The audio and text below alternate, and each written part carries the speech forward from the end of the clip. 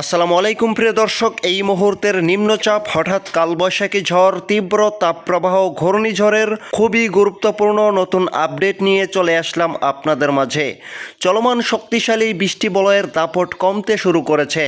দেশের দক্ষিণের জেলাগুলোতে বাড়তে শুরু করেছে তীব্র তাপপ্রবাহ। কিন্তু এটাই শেষ নয়, চলতি মাসের মধ্যেই আবারও শুরু হতে যাচ্ছে বিধ্বংসী নিম্নচাপ। হতে পারে ঘূর্ণিঝড়, বাড়তে পারে নদ নদী, খাল বিল, হাওরের পানি। অন্যদিকে আজ রাতের মধ্যেই ময়মনসিংহ, সিলেট, রংপুর এবং ভারতের ত্রিপুরাজ্য এবং উত্তরবঙ্গের একাধিক জেলায় ভয়ঙ্কর ঝড় বৃষ্টির বিশেষ সতর্কতা। ইতিমধ্যেই এ নিয়ে সতর্ক বার্তা দিল আবহাওয়া অফিস। তাই আজ এবং আগামীকাল 17 মে রোজ রবিবার আগামী 24 থেকে 48 ঘন্টার মধ্যে কোন কোন অঞ্চলগুলোতে তীব্র ঝড় বৃষ্টির আশঙ্কা রয়েছে, আবারও কবে নাগাদ নিম্নচাপ এবং ঘূর্ণিঝড় তৈরি হতে পারে বিস্তারিতভাবে জানিয়ে দেব। জানার জন্য সম্পূর্ণ ভিডিওটির সঙ্গেই থাকুন। সবার আগে সঠিক আবহাওয়ার তথ্য পেতে আমার চ্যানেলটি সাবস্ক্রাইব করে পাশেই থাকুন।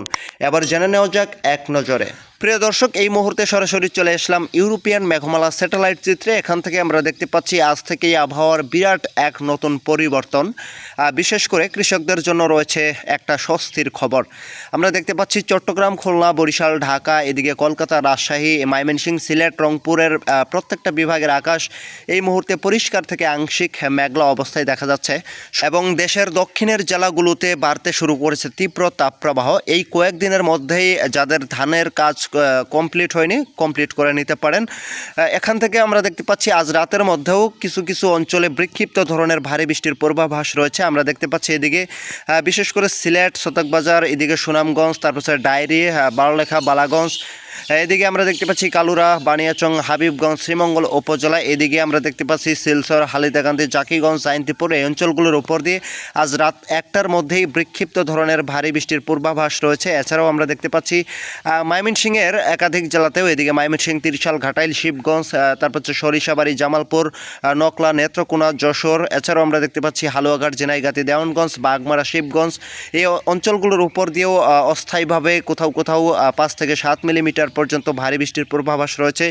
এছাড়াও আমরা দেখতে পাচ্ছি গাইবান্ধা, তারপর হচ্ছে বিরামপুর, এদিকে মিঠাপুকুর, রৌমারী, উলিপুর, রংপুর, সাইদপুর, দিনাজপুর, কুড়িগ্রাম, ফুলবাড়ি, কালীগঞ্জ, নীলফামারী, তারপর হচ্ছে ধোবড়ি, এদিকেও আমরা দেখতে পাচ্ছি হাতিয়াবান্ধা, ঠাকুরগঞ্জ, এই অঞ্চলগুলোর উপর দিয়েও আংশিকভাবে হালকা থেকে মাঝারি বৃষ্টি এবং কোথাও কোথাও বিক্ষিপ্ত ধরনের ভারী বৃষ্টির পূর্বাভাস রয়েছে। এবং এদিকে আমরা দেখতে পাচ্ছি ভারতের উত্তরবঙ্গের এদিকে তুলনামূলকভাবে আজ রাতের মধ্যে বিক্ষিপ্ত মানের ভারী বৃষ্টির ভয়ঙ্কর পূর্বাভাস রয়েছে।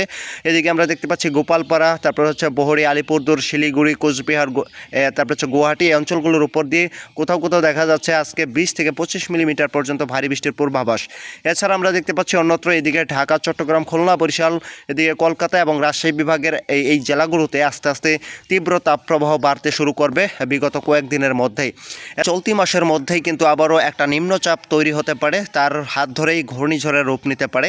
বিশেষ করে আমরা দেখতে পাচ্ছি রংপুর, হাতিয়াবান্ধা, পঞ্চগড়, ধোবড়ি, এছাড়াও নীলফামারী, সাইদপুর, কালীগঞ্জ, ফুলবাড়ি, কুড়িগ্রাম, এদিকেও আমরা দেখতে পাচ্ছি যে হাতিয়াবান্ধা, দেবীগঞ্জ, ঠাকুরগঞ্জ, এই অঞ্চলগুলোর উপর দিয়ে শনিবার সকাল 8টার মধ্যেই কোথাও কোথাও ভারী বৃষ্টির পূর্বাভাস রয়েছে।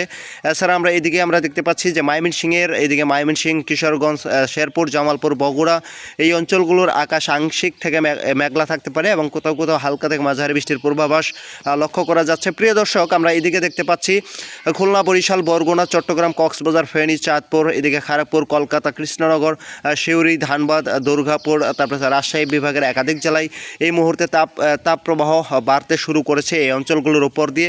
আচ্ছা প্রিয় দর্শক, এই অঞ্চলগুলোর উপর দিয়ে আগামী 20 মে পর্যন্ত তেমন বৃষ্টির কোনো পূর্বাভাস লক্ষ্য করা যাচ্ছে না।